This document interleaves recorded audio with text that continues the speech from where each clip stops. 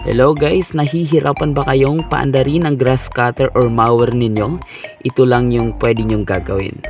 So, isi-share ko sa inyo kung ano yung ginawa namin dito sa grass cutter or mower namin kasi mahirap paandarin to eh. So, kinuha lang namin yung spark plug, ito. Tapos, lighter lang yung katapat nito guys. So, kung mapapansin nyo sa video, ayan, pinainit natin ng lighter, no? Pagkatapos ay ibabalik natin yung spark plug dito sa makina mismo ng mower or ng grass cutter. Kasi kanina hindi to uma-under guys eh. Nahihirapan kami, ilang beses namin hinuhugot yung para umandar yung makina pero hindi talaga.